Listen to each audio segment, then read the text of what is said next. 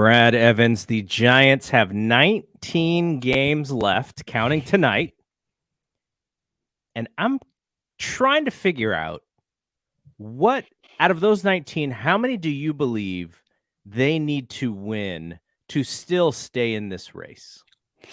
Man, well, I mean, mathematically, the number 19, you can't go 500. So you either have to go above 500 or below 500. They probably have to win of those 19. I'd say they probably have to win 13. Interesting.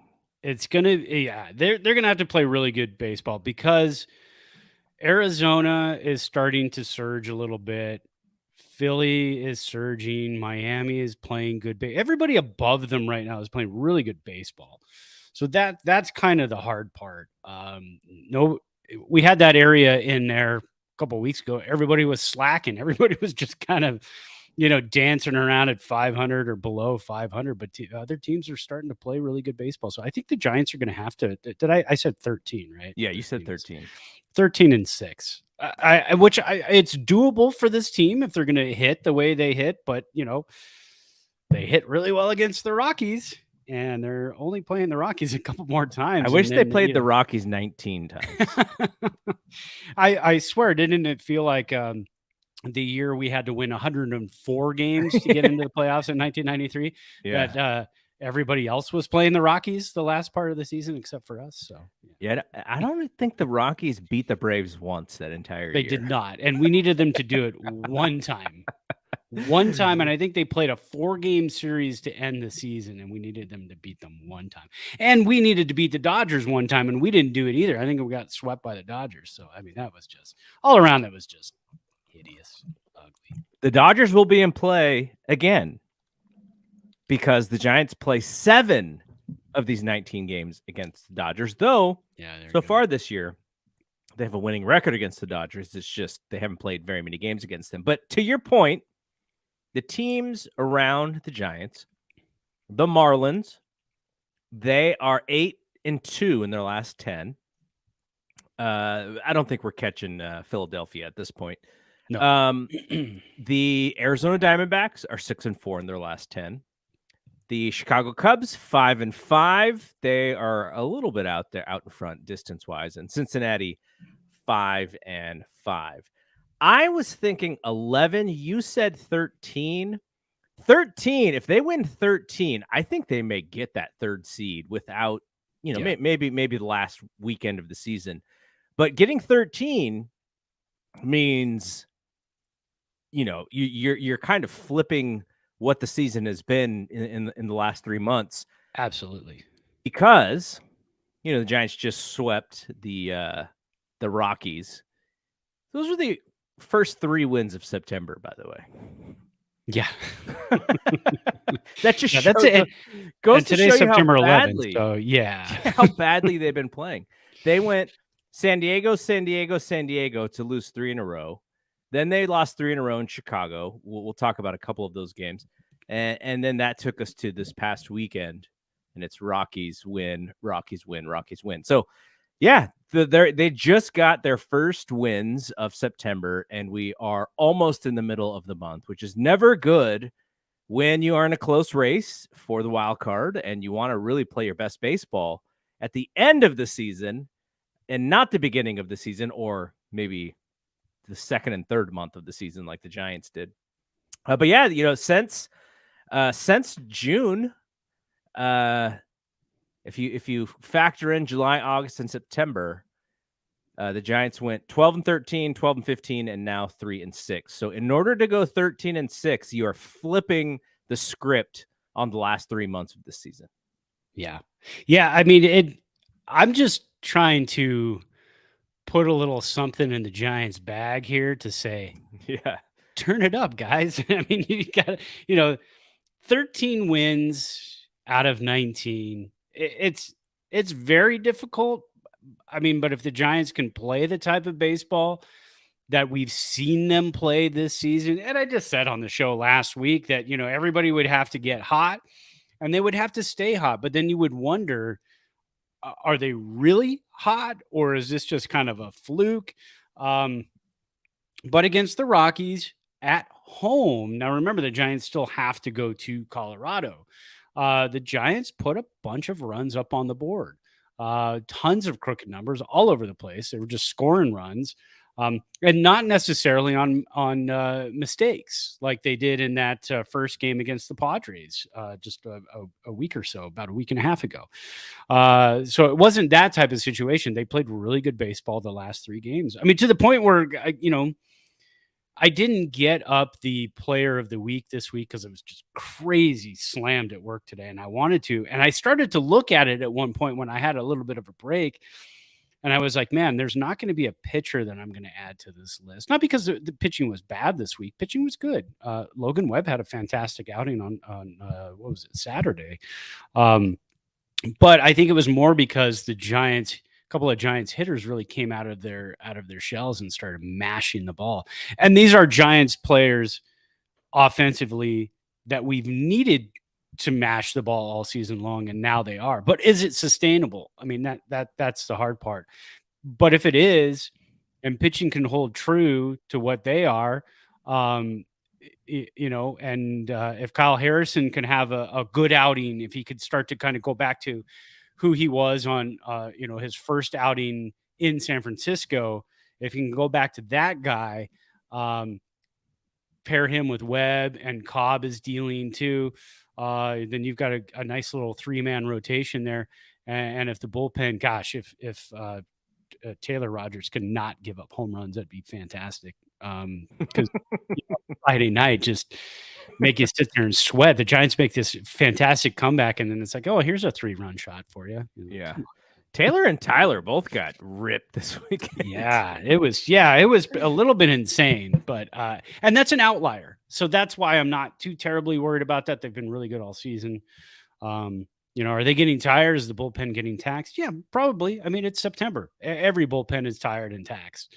The Rangers bullpen has been tired and taxed for like a month straight. Poor Boch, man. That team. Oh my gosh. The praise was heaped on a little too early. I mean, we love Boch and we know what he can do, but I'm telling you, man, it's hard to, as we've seen with most managers, it's hard to manage a consistent on fire ball club for 162 games. At some point you're going to have a stretch where things get weird. And unfortunately it's almost like they put 3 bad stretches together in a row and it's not really ending.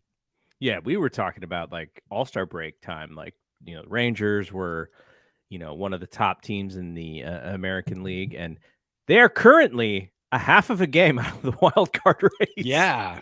Yeah.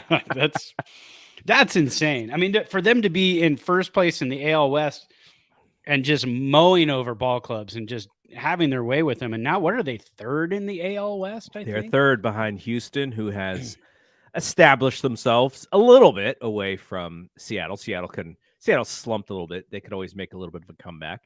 And then, Texas is right behind Seattle. And that's a weird one. That's Seattle in first, Houston in second, Texas in third, when a month ago I think Houston was in second place, but you flipped the other 2 teams. I mean, this is crazy. Yeah, the Baltimore Orioles of all teams have the best record in the American League, and the second best record in the American League is in their same division, the Tampa Bay Rays. What would you feel about a Baltimore Atlanta World Series? Any interest? The Baltimore has a lot of really young players. I think it'd be fun, but who's like that established player that makes you believe that they can go 7 games? They're gonna have to go 7 games a couple times. I sort of think it's a little bit too early, but you look at the rest of the league. Tampa Bay has been there consistently, but outside of the one time that I think with the bubble season, right, where they were in the World Series.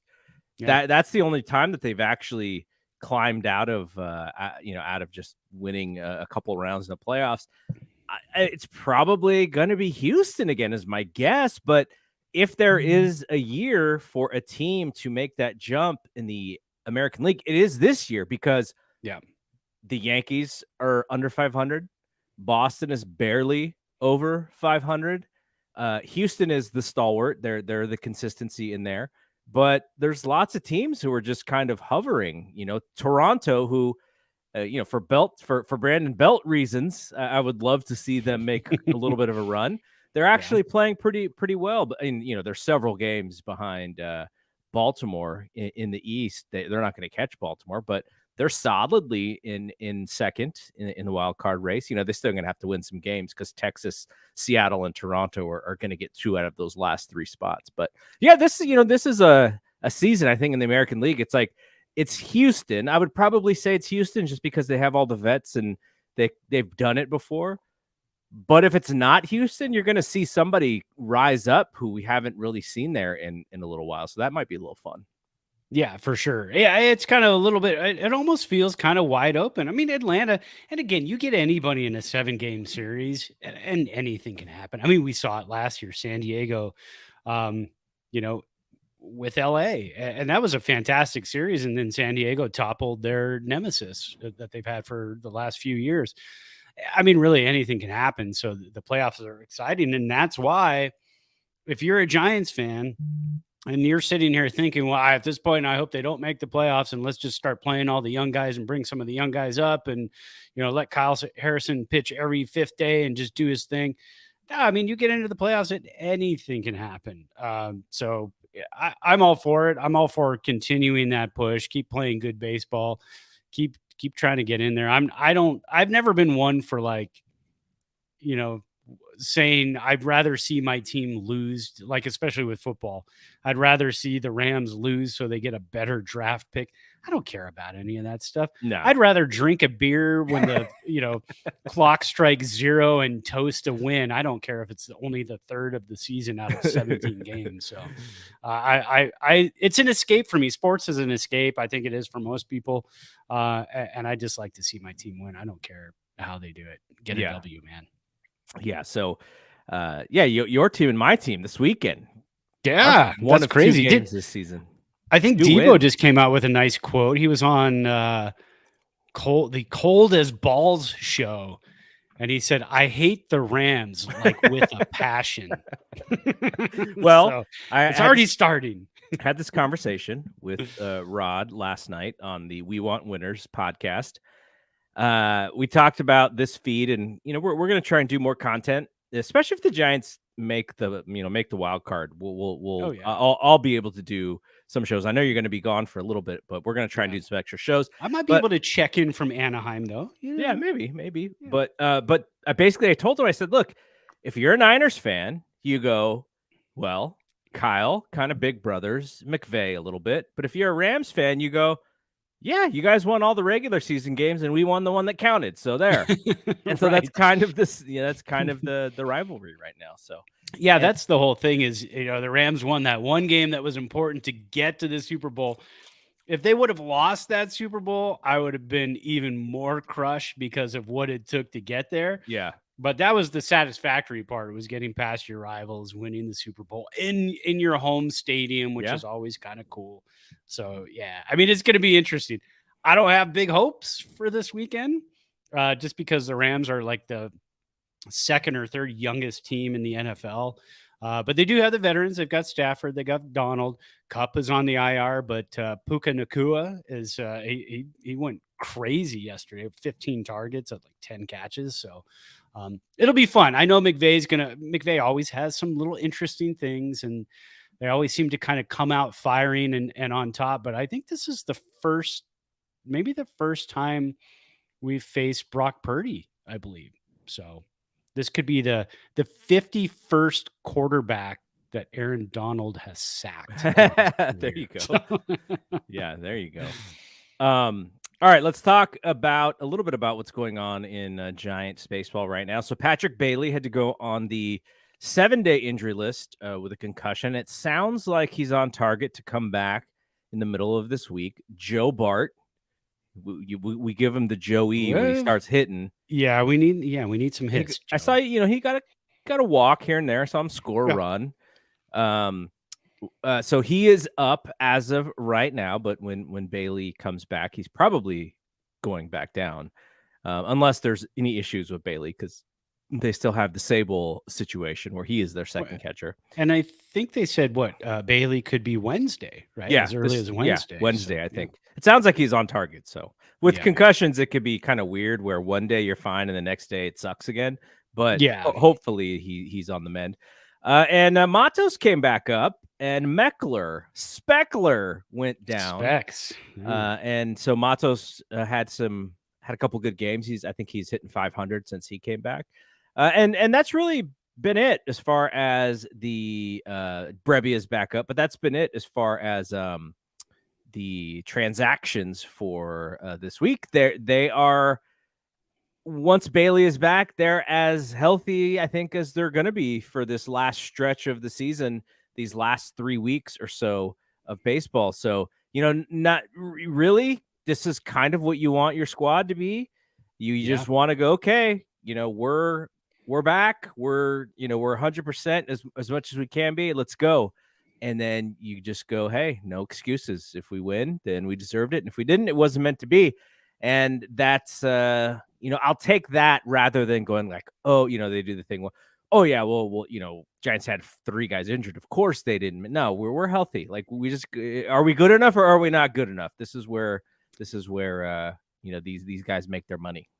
Yeah, exactly. And the key is, we talked about that with Bailey coming up as early as he did, and Casey Schmidt as early as he did, and the Matos also. They were kind of just working those guys in, and they got valuable at bats, valuable time in the field all season long. So now here you are, making that push, and it's having that whole team together now, a mix of veterans who are starting to hit and a mix of young guys who are also hitting. I mean, this is kind of what the Giants had planned for all season long, and why they didn't make any big crazy trades at the trade deadline.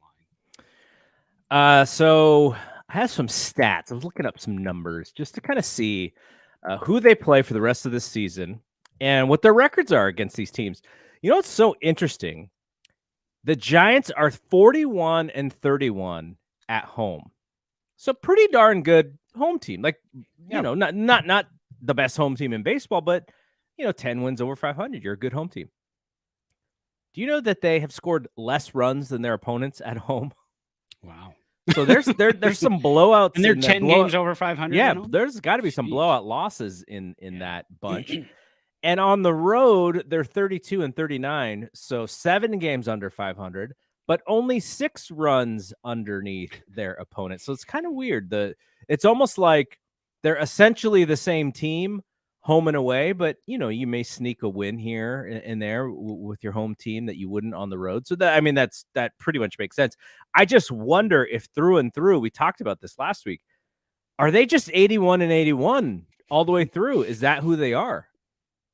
I mean, it's so funny too, because this is not your standard typical 500 ball club. This is your ball club that's going to win 10 games in a row and then played fantastic baseball for a while and then just play absolute garbage baseball to even things out, which is super frustrating, because if you're going to be a 500 club, it's one of those things you'd rather just say, please just be a 500 club like all season long from start to finish. Exactly. So we know what we have. Don't give us this crazy hope and then take it away from us. So, I don't know. I mean, I really don't know, but that with the ebbs and flows, if they turn it on here at the end and can win 13 of the last 19 ball games, then all of a sudden, I'm not going to do math for you right now, Garrett, but let me think. I'm going to try 7 or 3 games over 500. So we would be 10 games over 500. Look at that math. That was there. Good. You go. That is like elementary school math. So if I screwed that one up, 86 and 76. There you go. So 86 and 76, a possible shot at that third wild card. I think they would, like I said, I think they'd get it if they were 86 and 76. I think they would get it. Yeah, we'd have to look up last year, because was last year the first season of the third wild card? I think it was. Yeah.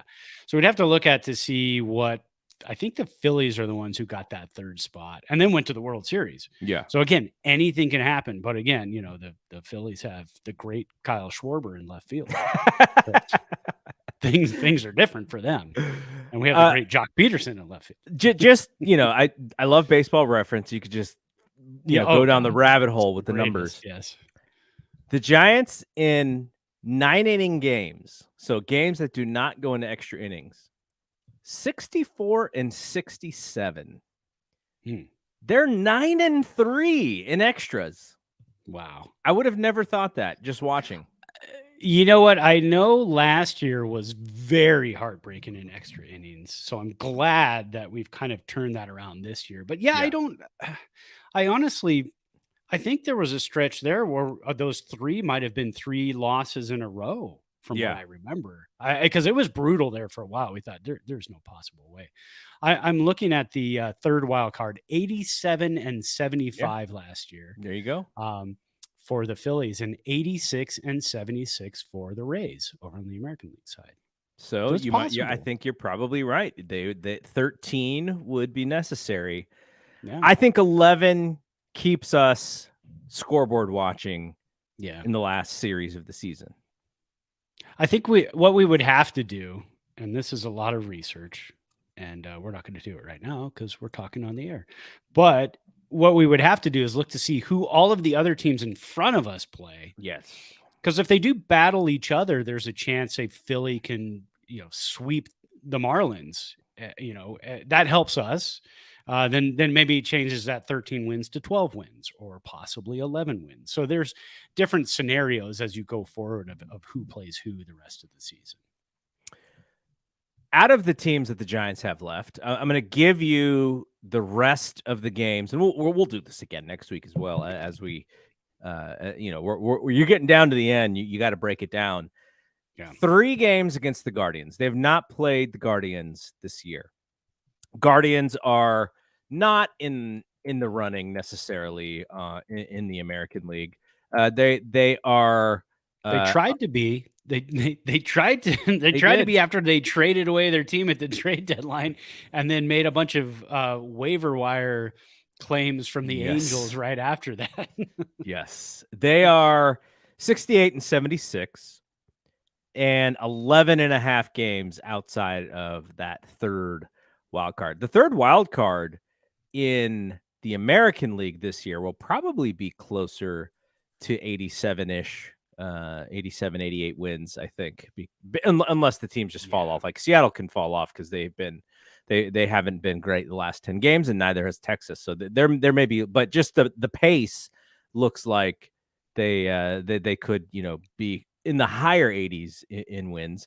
But the Guardians struggling, having an average-ish, slightly below average season on the road, 32 and 40. So that bodes well for these next 3 games. I think the Giants have to take advantage of that. This has to be a 2 out of 3 or a Colorado sweep because you can't really fool with it after this series. No. They have the Padres, and they are 4 and 6 at least. At home, at least. They are 4 and 6 against. No, sorry, I have this wrong. They are at the Rockies. So it's Guardians at the Rockies. Now they are 8-1 against the Rockies this year. So again, thankful for Colorado. Yes, but as we know, in Colorado, anything can happen. That's the issue. You got 4 games in Colorado. But hey, like we talked about last week, if you want to get right offensively and you want to get some confidence offensively, that might be that might kind of play into the Giants' hands at this point.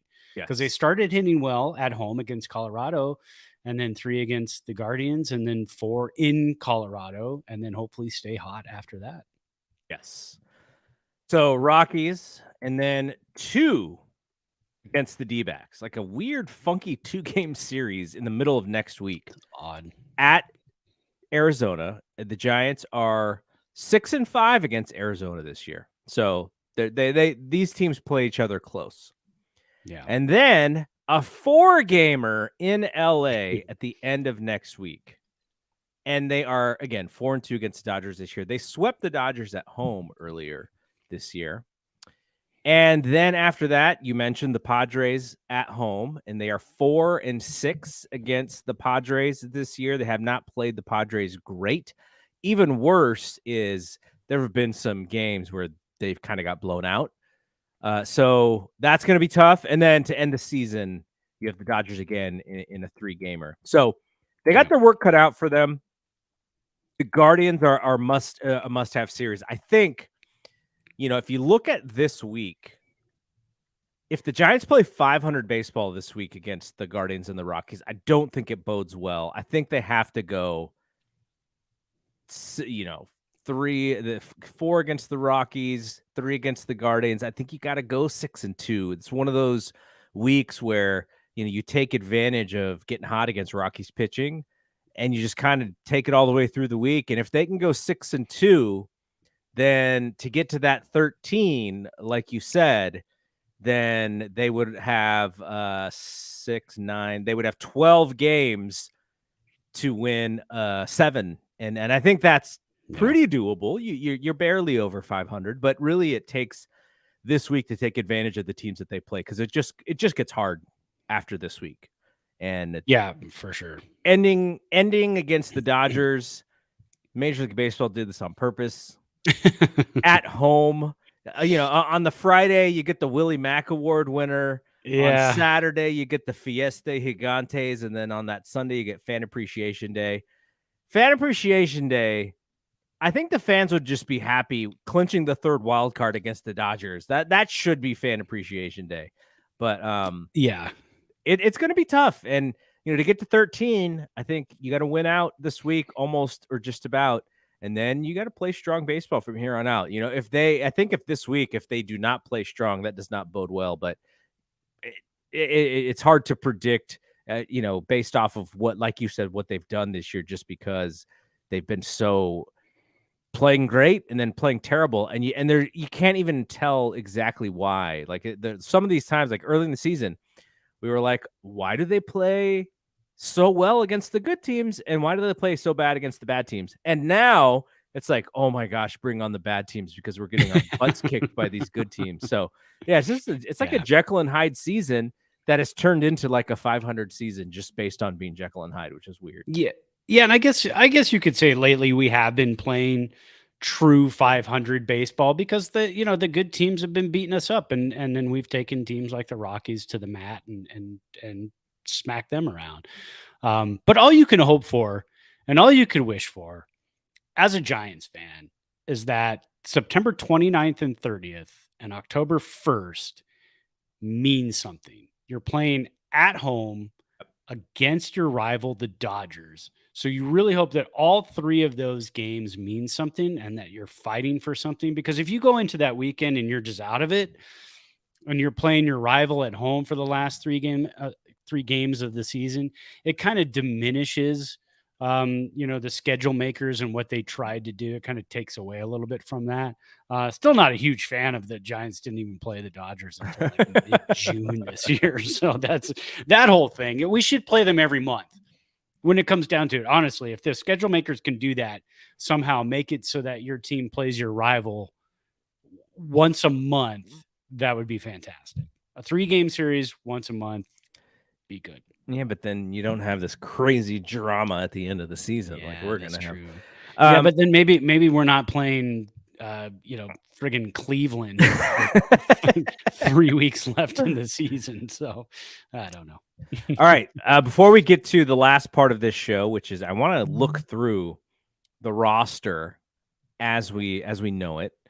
And I want to get your interest, or get your interest on this roster as it portends to next season, because Andy Baggerly did he did a mailbag, I think, where he talked a little bit about the roster, and I was kind of interested, or his thoughts around the guys that we've been talking about who have the opt out, and we're thinking like, oh no, Conforto, is he going to opt in? And same with Manea, and same with Stripling. And Baggerly's thought was the agent would not have done these contracts if he did not think the market was going to be really good the next year positively or negatively based on this season. So we'll talk about that in a second. But before we do, let's talk about what we're drinking. I think people, if you're watching, you've seen my copper mug here, and that usually means a mule of some sort. For me, it's the bourbon mule, and I have the Diet Bundaberg ginger beer brewed in Australia. Nice.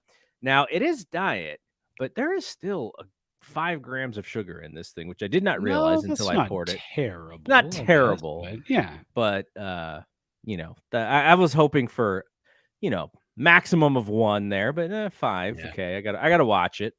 I can't have like 3 of them tonight. Maybe have 1. Yeah, exactly. But yeah, very tasty. Love a mule. I was thinking about what I was going to drink on this show this week, and I was going to have some scotch because I got those new scotches from that subscription, and I was going to have one on the air. But then I was at the grocery store, and you know how they have those end caps. And I was like, ginger beer. Tempting. Ginger beer. What can I have with ginger beer? So that I went mule. So that was nice. That was the choice. And the copper mug, it is something when you see the condensation on the outside of the copper mug. Like, this thing just stays cold. What an amazing technology in the copper. We don't have condensation here in Reno, Nevada, because I think our humidity is probably like 8% today. It's ridiculous. And although I shouldn't say inside the house, I have a little bit going on here because we have the air conditioning running and that kicks in a little AC or a little bit of humidity. But if I went outside, the glass would dry up. And there's days where I'm outside drinking a beer and it's 105 degrees in the summer and that beer warms up. So you got to quickly drink it. I couldn't decide what to have.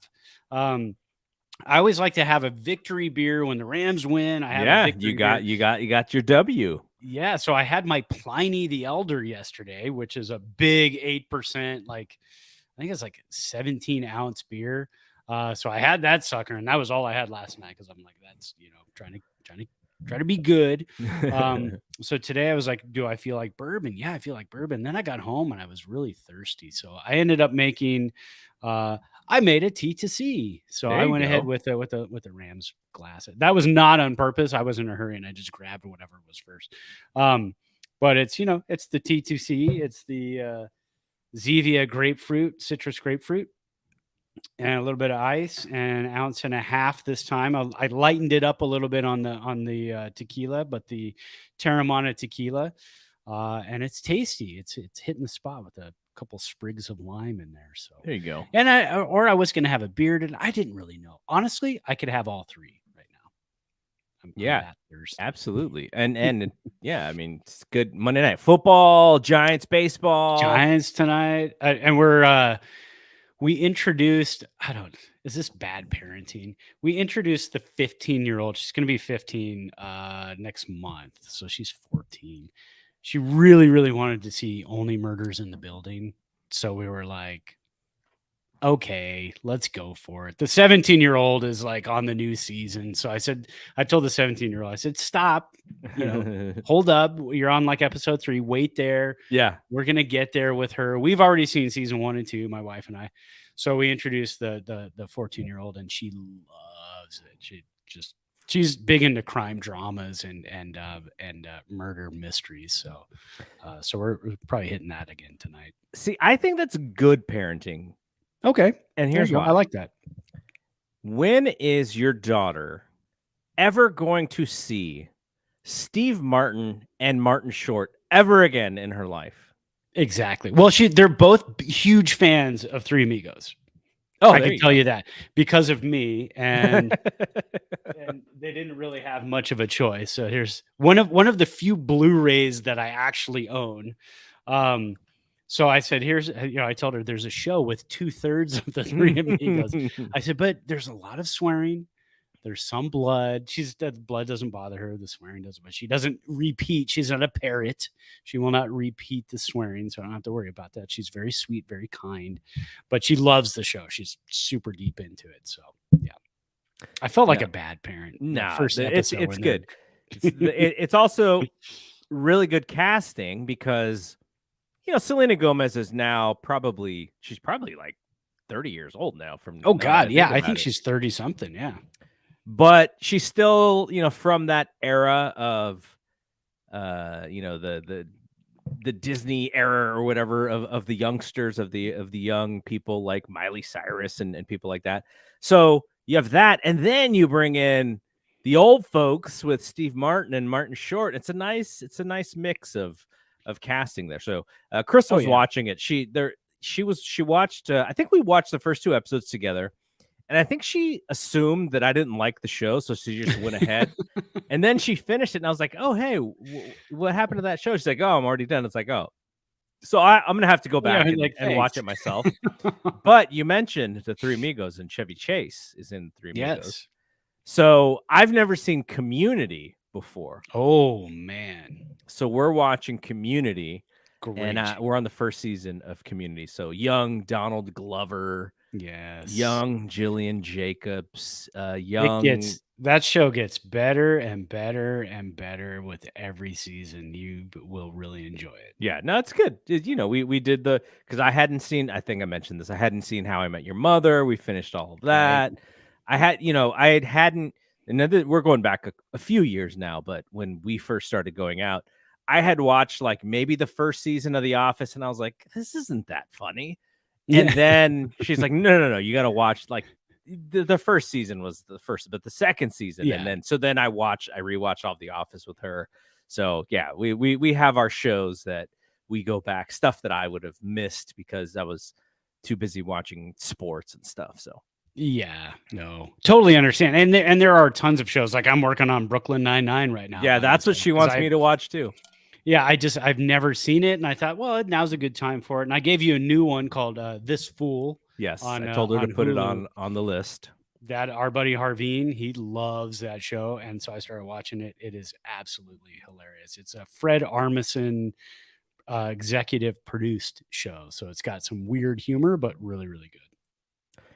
All right, I wanted to look at a couple guys on the roster, just get your thoughts on whether you'd like to see him back, I guess. And I'm going to start with somebody who's our number 2 starter in this series against the Guardians. I believe he's starting tomorrow. The big lefty, 6'5", 250 pounds, Sean Manaea. He still has that ERA hovering around 5. I was hoping that it would come down because he'd been pitching better here and there. But overall, disappointing season for Manaea. Even coming out of that drive line, fastball is ticking up. He's got the velocity, but still, and I think Sean Manaea fans may go, well, yeah, like the Giants, he's not out there every 5 days. Or every 6 days. He's kind of in this weird position of, following the opener and not really knowing when he's going to pitch. And it's a different thing when you're kind of preparing for that role. And, he himself probably will have the same explanation, but, that's what happens when you have bad seasons in a row. You don't really have that opportunity to be Logan Webb, because if you were good enough, you would be in that rotation with Logan Webb. But what do you think about Manaea? Would you like to see him back, or would you be fine if he opted out and decided to go somewhere else? I would be happy to see Manaea come back. $15 million. So looking at the contract, it's $10 million. So it was a 2-year, $25 million with an opt out. He could opt out after the first. He's probably not going to opt out, so he is most likely going to be back because he'll be getting $15 million. You got $10 million this year, $15 million next year. So yes, I would welcome him back. That's a huge contract though for a guy who is going to be kind of your long reliever. I don't know. It's tough because we have seen flashes of goodness from him. Certain matchups he plays well. I would like to see him maybe start in a number 5 spot in the rotation next year. They probably won't be out looking for 2 or 3 relievers because most likely, I shouldn't say most likely Ross Stripling's going to opt back in after the little bits of news that we heard this week that he's not very happy about being on the Phantom IL and in limbo down in AAA and having to travel to Chicago and then being told in Chicago that he's probably not going to pitch. So we'll see you back in San Francisco. So that whole thing, does he opt out? He probably does because he wants to go somewhere and pitch and be in a 5-man rotation. But Manaea seems to be kind of embracing his role as the long guy. He's one of those guys. He's a pretty zen dude, and I think he gets Kapler and Kapler gets him. So I would like to see Manaea and his energy back next season. 15 million, I wouldn't. But he's going to opt in and he's going to be there. And so I accept that, I shall say. I think he would kind of be foolish to opt out.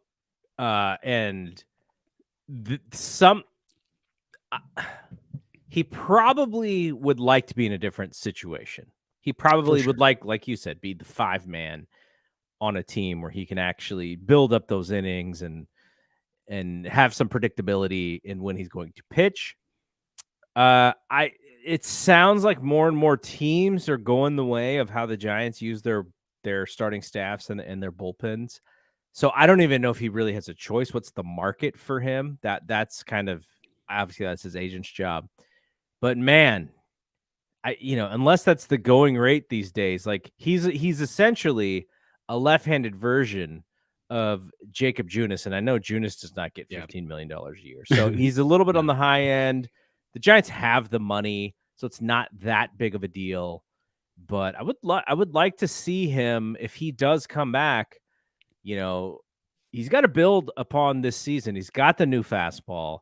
He's got to figure out how to utilize it because even though his fastball has ticked up, he still does not pitch like someone who's kind of a power pitcher. And I would like to see him take advantage of that a little bit more. I know the Giants were trying to get more strikeouts out of their guys this year, but unfortunately, sometimes that stuff can work. But when you lose a DeSclafani and Alex Wood has mostly been up to no good, you're just kind of in flux with stuff. So, all right, here's one that he's going to be on the roster unless they decide to let him go or trade him. Someone who's been a bit of a disappointment and is also essentially a long reliever at this point in his career, bouncing back and forth. Sean Jelly. Oh man, you're giving me all the tough ones. Jeez, you didn't make it easy. I wanted you to make it easy. Yeah, I would have said Alex Wood, and you're like, yeah, he's gone. I don't care. About yeah, just get Ross Stripling, Alex Wood. Keep going. By the way, I was just looking at it, and Jacob Junis is making $2.8 million this year. Exactly. That's what you would think a Giants long. That's a mid reliever. Yeah.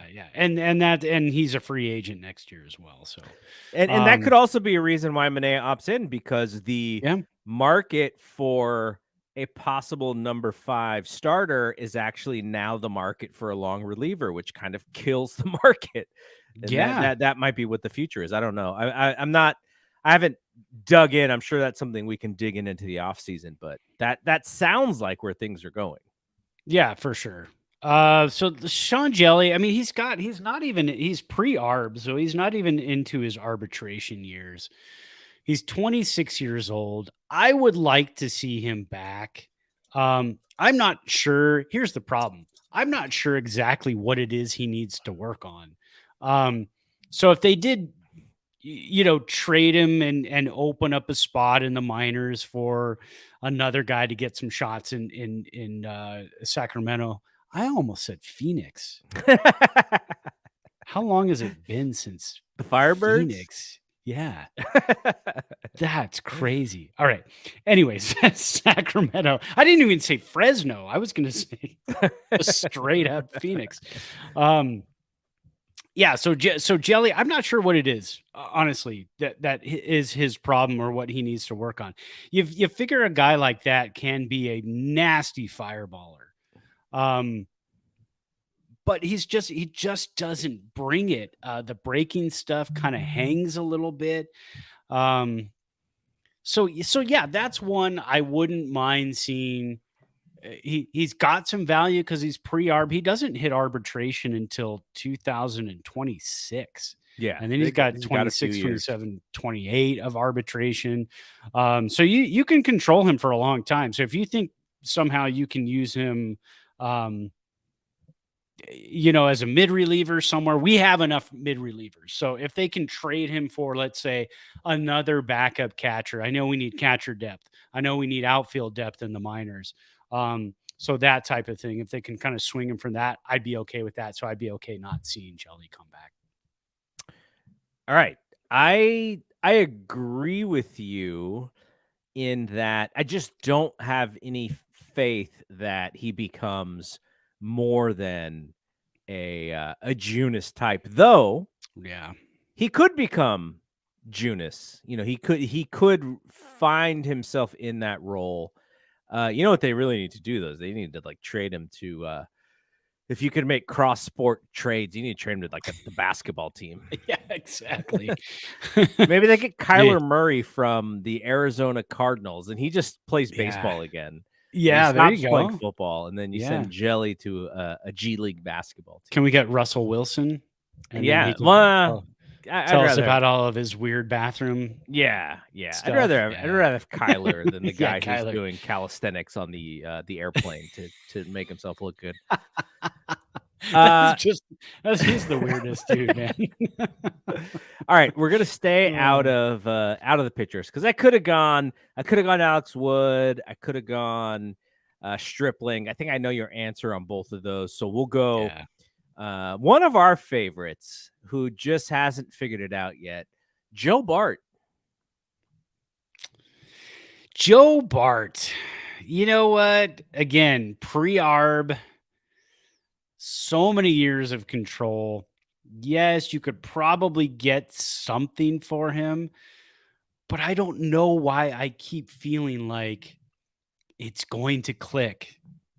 And you could, I mean, every time I think of Joey Bart, I go, that power. That power's there somewhere. I just don't know where it went, and it didn't translate really anywhere specifically in the minors. I'd like to see him stick around again, and only because you know how hard it is to find a backup catcher in the majors.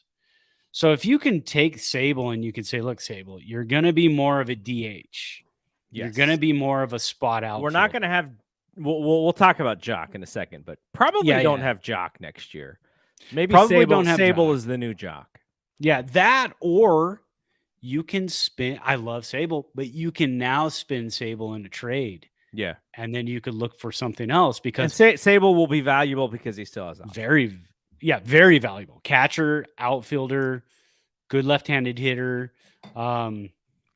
Has that 1 year of pro ball, Major League Baseball under his belt. So yeah, I'd like to see Joe Bart stick around. I do too, and I would love for them to do what we wanted them to do this year, which is keep Bart and Bailey on the roster. Bailey's going to play most of the games because he can switch hit, but you got a nasty lefty up there. Let's throw Joe Bart in there. Joe Bart, if he gets hot, he could also right-handed DH, though you don't want your backup catcher DHing necessarily because you're going to lose your spot in the order if you do have to move him out. Yeah. But I would like to see him in a role where he gets to face the left-handed pitching. And Patrick Bailey's going to be your A1 catcher. Joe Bart, there's less pressure on him as the second catcher. And maybe there's a little bit of competitiveness between them. They like each other from everything that we hear. And I think that could work. Now, it could be a situation where if it doesn't work next year, then you do got to kind of figure out another spot for him because, that it would just be probably very frustrating for him to be unsuccessful again for a third season. But yeah, I want to see him back, and I want to see them have both of the young catchers and have them push each other, man. I think that would be a lot of fun. I think with Joey Bart too is there is not a rush because he's pre-arb. And then you got all those years of arbitration. There's not necessarily a rush. Um, there's still time to continue to try to develop him in the minors. And then he could be, a huge trade piece by the trade deadline next season or the season after. You still have that time. Um, if they cut ties with him now or in the offseason, unless he was part of a really big trade that brought a piece to us that was like, wow, that's a player that is going to help us all season long. And that's a player that's a difference maker that could probably help us get into the playoffs.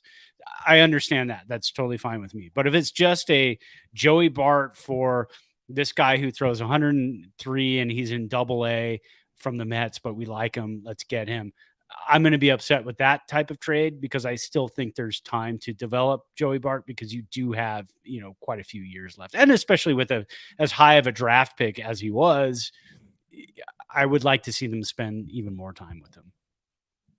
All right, I got two more for you. First one is Conforto, and he's been a topic du jour here this year for us just because he was their biggest he and Money Making Mitch were their biggest signings there. And look, I called Mitch out last week for not having a big hit, and he went and hit 2 home runs this week. So good for Mitch. I was happy to see Mitch play pretty well. Hit, at least hit for power, which is what they brought him for. So Conforto, he has the opportunity to opt out if he would like. Now, if he opts in, 18 million, which is completely fine, I think, for as long as he plays, maybe a little bit better than he played this year. I think 18 million is totally fine. But ultimately, do you like this Michael Conforto experience, which is he had to sit out because he had the injury. He's come back. He's been inconsistent but he is 31 or no, he's 30. He'll be 31 next year. So there's some injury concern as he gets a little older. But you kind of compare him and it's like who would, in some cases, maybe if you add another outfielder, you're going like, okay, who do we want to keep, Yaz or Conforto? At this point, I kind of go, I'd rather have Yaz, but I don't know. The Conforto experience has sort of been, I would say, I would give it like, you can't even give it a grade. It's like incomplete. Yeah, for sure. 111 games this season. He didn't play last year. Had the injury this year. I would be again looking at who is available next season as a free agent outfielder. I would be fine with Conforto coming back. 18 million is not bad, especially if the market does blow up next season. I want to see Conforto play a full season. I want to see him another season removed from missing a whole year because of an injury. So I would be fine with seeing him as an outfielder for the Giants. Now, again, we're talking, Yaz, Slater, Sable. Now you got Matos in the mix. There's so many outfielders that the Giants have right now. So I don't know. Does Conforto opt in and then halfway through the season, the Giants trade him at the deadline if he's playing well and they're out of it? It's so hard to tell, but I would be fine with him sticking around. I do want to see him. I'm keeping a lot of players, aren't I? How big is our roster? You're doing Farhan's job here. You're like, yeah, just bring everybody back. I'm just gonna find him on X and send him a. Are they called tweets now? Because I noticed that they're no longer quote tweets or retweets. Repost. I just noticed that today. Yeah. I did not see that before. So, we'll send Farhan a message and say, here's who we're keeping. But yeah, we're keeping Conforto. I'm fine with that for 18 million. By the way, because here's a guy who could hit 30. So Yaz still has 2 years left of arbitration. That's insane. That's crazy. And how old is he? He is 32. Wow. That's crazy. Got a late start there. But he's been on fire. He had a good week. Had a hell of a week. Had a really good week. Yeah. All right, last one.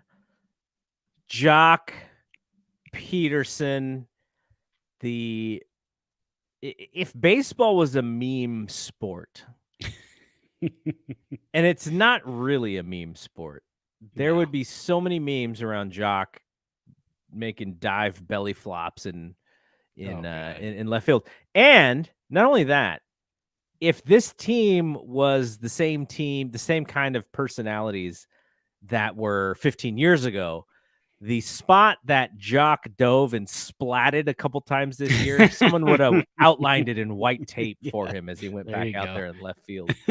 But Jock, 246 batting average. He does have a 353 on base, so that is a positive. Even his 783 ops, not terrible. But home runs are low, only 13. He's been hurt a little bit. You'd like to see those ABs closer to 500 as we get to the end of the season, but he only has 309 at bats this year.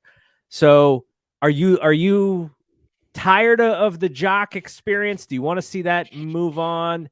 Because I'm sure he's looking for at least a 3-year deal next year. Yeah, I hate to say it, man, but I'm ready to move on. I like Jock. Never fell in love with Jock. And I don't know if that's because, ex-Dodger. I don't know if that's always been in the back of my mind, but that's been a tough one. Someone may take your comment out of term, by the way, by you just saying I like Jock. Oh, well, yeah, take it for what it's worth, I guess. He's talking about Jock Peterson. He's not talking about Jock Strap. Yeah, guys, come on. And you can't shorten his name either. You can't say I love Peter. You have to say I love Jock Peterson. I don't love Jock Peterson, and I don't know why, other than I don't feel like, I could be totally wrong. And I hope he doesn't get angry with me. Probably doesn't listen to the show, which is fine. So he can't get angry with me. I just don't feel like his heart's in it. Just sometimes you look at him and I don't think he enjoys the whole platooning thing. Yeah. But that being said, because he likes to hit, he's a hitter. He's a DH. He likes to hit. But we're saving him and the rest of us from having to watch him bat against lefties. Yeah. So that's the whole thing. If he can go to another team, was he going to sign a 3-year deal with, the Pittsburgh Pirates and be their DH and bat lefty against everybody, or, so it's hard, but I think I'm done with the Jock Peterson experience. 19 million off the books for next year.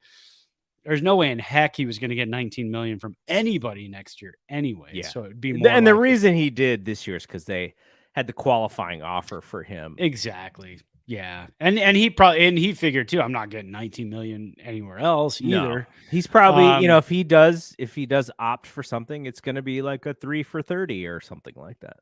Yeah. And maybe they do. Maybe the Giants do sign him for like 3 for 30. I don't know if I'd be super excited about it, just because, again, I think he hit his first home run yesterday in the Sunday game. Since 2020. It was just like we've been waiting a while for the home run. 246, 13 home runs. I don't know. I mean, 31 years old. Seems to be putting on the pounds each year. I think I'd be ready to move on. Yeah. Can I say, though, and this is not, I'm not even really defending him, but when you look at him as a piece that helps you go over the top, what he did with Atlanta already had a good team. Then they add him, and he's a little bit of a shot in the butt for them to kind of take them over the top. The Giants added him to the roster as if he was one of the main pieces, and it's that part, he doesn't play that role as well as he does when the expectation is low and he can just come in and be a little bit of a savior, and he can be a goofball with the pearl necklace and all that stuff. If he was Wilmer in the Wilmer role, we probably look at him a little bit differently, because we see Wilmer specifically as like, oh yeah, Wilmer's a great, like, we don't expect it. Oh, the 20 home runs. Oh my gosh, that's kind of out of the blue, And if that's how we looked at Jock, I think we would probably be a little softer in our analysis. But they did bring him on to be a main piece, and he's just not that guy. He is a guy that if you are an 85-win team and you need to go to 88, he's great. You need some left-handed power, you need some left-handed pop. That's your guy. But, the Giants need him to do a little bit more than that. And because of I don't even know if you call it flexibility these days. It's almost like a detriment with as many pieces as they have. Because of all the moving pieces, you see him out there in left field, and I'm just like, this guy does not have a chance out in that spacious outfield at home. And it's just like, man, he knows he's no good out there. I'm just waiting for him to do something so I can make fun of him. Like, that's just how fans are. Not because I personally have anything against him, but I hope that I do hope he finds a spot. I just don't think it's the Giants, because the Giants, the way that they run their guys out there is you need to play multiple positions, and you need to at least play defense in multiple positions. And he can't really play any position defensively good. And so he's kind of he's a DH. And on this team, he's got to be more than a DH, and it's not working. So. No, and so $10 million to be, like you said, kind of a bit player, somebody that helps you get over the edge. At $10 million as your number 6 or 7 hitter against righties, because the rest of your lineup is strong. Absolutely. Yeah. Because there's still no denying that he hits the ball hard. You look at the hardest hit balls on the Giants this season, and he's up there probably like most likely like 6 out of the top 10. Yeah, probably. So, or maybe even more, but yeah. So a guy like that in your 6 or 7 hole, at 10 million, absolutely. You had Aaron Judge, you have Carlos Correa, both on the team, and you got Jock Peterson in there as your 7 guy. Absolutely. But for him to be our 3 or 4 hitter, at 10 million, I think we can kind of look around and piece some other players together. Yeah, absolutely. 100%. You talked about the StatCast velocity. He does lead the team. I didn't even know this information was available. This is awesome. he leads the team in hard hit percentage. He also leads the team in exit velocity. It's him, Elliot Ramos, and JD Davis are the next 2 down the line. So he is, that is something to where when he puts a bat on the ball, he's doing well. And like I said, the other stats of his on base and his OPS are not terrible. It's just he's not hitting the ball out of the. If he's hitting 246 and he had 23 home runs versus 13, I think we'd look at his season a little bit differently. Yeah, I think so. And so that's a lot. That's a lot to lose next season, to not have a guy who mashes the ball like that. But again, do you have to have that? If you've got guys who are getting on base and hitting closer to 300, or 290, do you have to have a guy who's hitting the ball off the bat, 117 miles an hour? Not necessarily. So it's going to be a tough loss, but I don't see him coming back, and I wouldn't be that bothered if he did. And he may not get a multi-year deal either. He may just be like a one-year guy from here on out, because of the fact that he's not playing defense very well. So. Yeah, for sure. All right, that'll be it from here. I asked you offline. I didn't ask you online. Are you able to switch next week to Tuesday? I believe so. All right, let's just write it in pencil. Okay. So I was hoping everything looks good for Tuesday, and then we might have to do the next Tuesday after that, because the Rams and the Bengals play on Monday night. There you go. We might be back 2 Tuesdays in a row. That works for me. All right, so we'll be back, and hopefully this time next week when we're back on this show, the Giants took care of business against Cleveland and the Rockies. And if not, then this is probably not going to be a very happy show next week. So let's hope for success. We might pretty soon start looking at more of 2024 than we Yes. did tonight. So Yes, we might yes. be doing that. All right. For Brad, I am Double G. We will see you when we see you. Peace out. Peace.